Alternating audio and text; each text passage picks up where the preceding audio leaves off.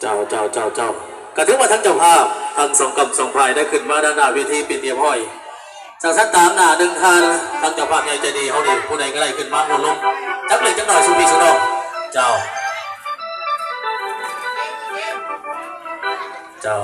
ก็ถือว่าตามการบอกสิทธิ์ทั้งเจ้าภาพเพิ่นการผิดพลาดบางกระไดอนุญาตบานคำเด้อพี่น้องไอ้คนสมว่าเลยว่าสันเพิ่นว่าก็ถือว่าเจ้าตามหน้าเดินทางการเฮงซีดีได้พี่น้องเลยเจ้าภาพเขาดีเชิญ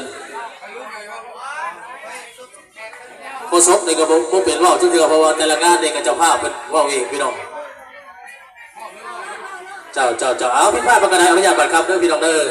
การเสนอตามคัดการมอบอำนาจให้ทั้งเจ้าภาพทั้งสองกำสองพายจังเช่นแหละก็ถือว่าขอแสดงความอักความแพงมายังบรรดาแขกแทนเจ้าภาพกันแล้วกันเพื่อนนอกทุกภาคส่วนที่มาร่วมการโรงงานว่าสิเป็นทั้งแขกที่ได้ยินข่าวเรียกว่าแขกเราเข้าจากสิเป็นน้องๆสิได้มาร่วมการร่วมงานดังที่รู้กันแล้วทั้งเจ้าสาวเจ้าบ่าววันนี้ก็ถือว่าได้สละโสด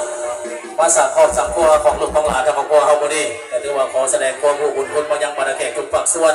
ที่มาร่วมการร่วมงานถ้าหากอาหารการกินเหล่ายาปลาแป้งทุกประการอะไรมันขาดตกบกพร่อง